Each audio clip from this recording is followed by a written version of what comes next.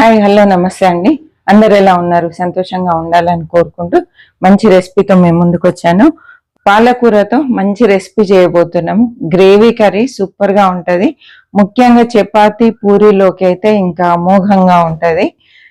చాలా చాలా బాగుంటది.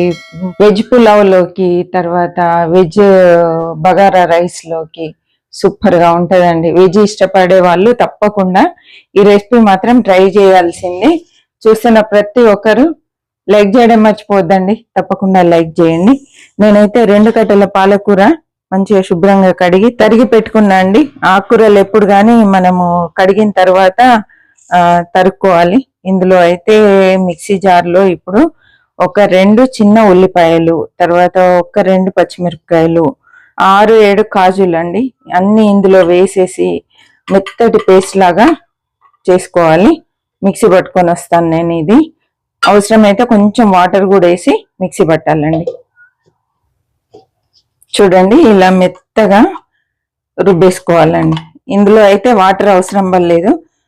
ఉల్లిపాయలో ఉండే తేమనే సరిపోయిందండి. అదనంగా అయితే నేను వాటర్ ఏమి వేయాలి. ఇంకా మిగతా ప్రాసెస్ స్టార్ట్ చేద్దాం. నేనైతే మందపాటి కడాయి తీసుకున్నాను, స్టీల్ కడాయి తీసుకున్నాను అండి. మీకు ఏది అందుబాటులో ఉంటే అది తీసుకోండి. కంపల్సరీ స్టీల్దే కావాలని ఏం లేదు. కాకపోతే ఆరోగ్యరీత్యా మంచిది కాబట్టి ఎక్కువ స్టీల్ వాటిలలో వంట చేసుకుంటే చాలా మంచిది. ఇప్పుడైతే ఇందులో బటర్ వేస్తున్నా. కొంచెం బటర్ వేసుకుంటే చాలా బాగుంటుందండి. ఒకవేళ మీ దగ్గర బటర్ లేకపోతే మాత్రం కొంచెము నెయ్యి వేసుకోండి. తాలింపులో 2 టేబుల్ స్పూన్ల ఆయిల్ వేస్తున్నానండి. మనం కొంచెం బటర్ వేసాం కాబట్టి ఆయిల్ కొంచెమే వేసాను.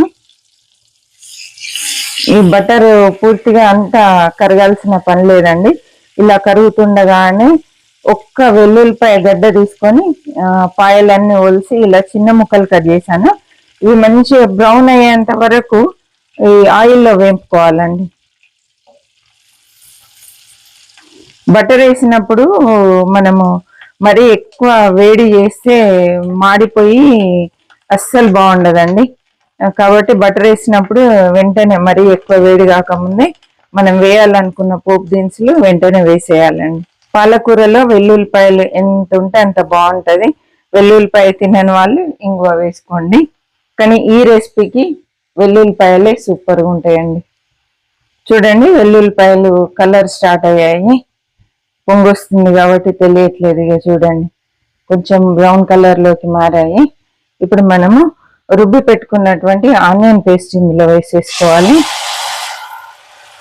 ఇదే టైంలో కసూరి మెంతి వేసుకోండి. దీంతో మంచి ఫ్లేవర్ అండి. ఎప్పుడైతే మనం బటర్ వాడతామో అందులో తప్పనిసరిగా కసూరి మెంతి వేసుకోవాలి. ఒకవేళ మీ దగ్గర లేకపోతే స్కిప్ చేయండి. కంపల్సరీ వేయమని నేను అనను, కానీ వేస్తే మాత్రం బాగుంటుందండి. దాదాపు ఇప్పుడు అందరి దగ్గర ఉంటుంది. అసలు ఈ రెసిపీకి ఒక చరిత్ర ఉందండి. ఏంటంటే 3 months బ్యాక్ చేశాను నేను ఈ రెసిపీ. మొత్తం వీడియో అంతా షూట్ అయింది. అయిన తర్వాత ఎడిటింగ్ చేద్దామని చెప్పి స్టార్ట్ చేశాను. మొత్తం వాయిస్ పోయిందండి దాంట్లో.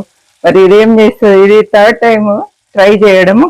ఒకసారేమో వాయిస్ పోయింది, ఒకసారేమో మెయిన్ గా మనము మసాలా రుబ్బుతాం కదండి, అంటే ఏదైతే ఆనియన్ మనం రెడీ చేసుకున్నామో ఆ ఆనియన్ క్లిప్పే మిస్ అయిపోయింది. అంటే రుబ్బేది అందులో వేసిన ఇంగ్రీడియంట్స్ అన్నీ ఏమేసానో అర్థం కాకుండా పోయిందండి. ఇలా ఇది 3వసారి. చూద్దాం ఇది మీ వరకు వస్తుందా, మళ్ళీ ఇది కూడా ఏమన్నా అవుతుందా చూడాలి. ఈ రెసిపీకి నాకు పడట్లే అండి. ఓకే, ఉల్లిపాయ చక్కగా వేగింది. వేగిన తర్వాత కొంచెం పసుపండి, తర్వాత రుచికి సరిపడా కారం ఒక 1/2 టీ స్పూన్ వేసాను. ఎందుకంటే పచ్చిమిర్చి కూడా మనం తాలింపులో వేసుకున్నాం, అంటే ఉల్లిపాయ పేస్ట్లో వేసుకున్నాం కాబట్టి 1/2 టీ స్పూనే వేసాను.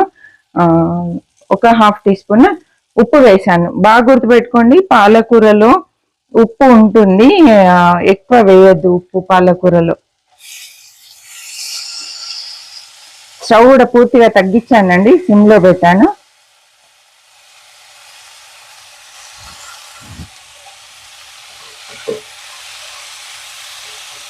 స్మెల్ అయితే అదిరిపోతుందండి.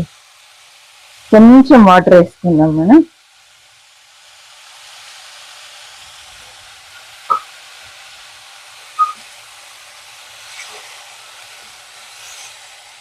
మరీ ఎక్కువ కదండి, కొంచెమే వేసాను నీళ్ళు. సూపర్ ఉంటుంది కర్రీ మాత్రం. నాకు ఇది చేస్తుంటేనే నోట్లో నీళ్ళు వచ్చేస్తున్నాయండి, అంత బాగుంటది. ముఖ్యంగా రోటీ ఉన్న పూరీలోకిగా అద్భుతంగా ఉంటది. ఇంకా అస్సలు నీళ్లు పడతాయి. కొంచెం వాటర్ వేసుకుందాం.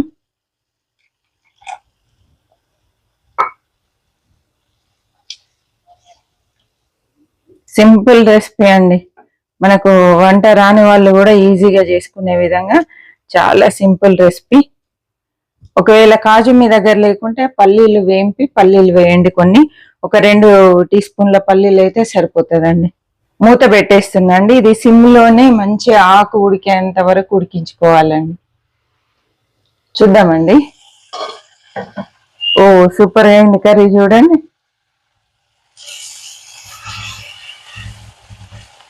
చిక్కటి గ్రేవీ తోటి ఎంత బాగైంది.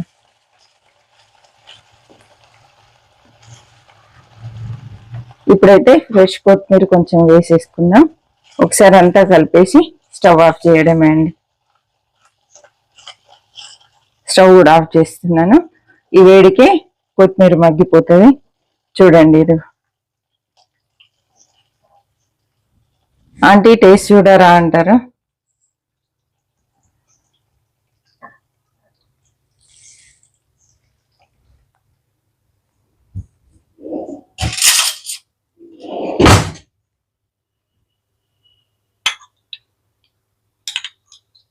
కానీ ఇదివరకు టేస్ట్ చూసినా కదండి, చాలా బాగుంది. ఇది ఈ టైప్ కర్రీ చేయడం తప్పకుండా మిస్ కాకుండా ట్రై చేయండి.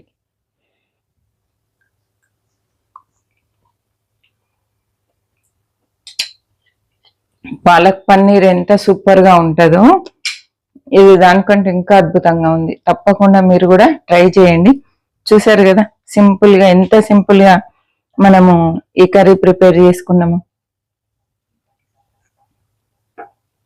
అసలు నోట్లో నీళ్ళు వస్తూనే ఉన్నాయి, అంత టేస్టీగా ఉందండి. ఒకసారి అయితే తప్పకుండా ట్రై చేసి చపాతీతోనన్నా పూరితోనన్నా తినండి. ఆంటీ చెప్పిండ్రు కదా, తప్పకుండా ట్రై చేయండి, సూపర్ గా ఉంటది. ఇది తాలింపులో వేసినప్పుడు ఒకవేళ మీ ఆకు పచ్చిగా ఉంటది అనిపిస్తే కొంచెం తాలింపులో వేపుకున్న తర్వాత వాటర్ వేయండి. కానీ ఇలా బాగుంటది, మంచిగా మెత్తగా ఉడికిపోతుంది. చాలా హెల్దీ కూడా, పోషకాలు పోకుండా చాలా బాగుంటదండి. చూసారు కదా, మీకు ఎలా అనిపించింది ఏంటి అనేది కామెంట్ చేయండి. నా ఛానల్కి సపోర్ట్ చేస్తూ తప్పకుండా లైక్ చేయండి. మరి ఒక మంచి రెసిపీతో మళ్ళీ కలుద్దాం. చూస్తున్న ప్రతి ఒక్కరు తప్పకుండా లైక్ చేయండి, షేర్ చేయండి, సబ్స్క్రైబ్ చేయండి. హ్యాపీ కుకింగ్ అండి.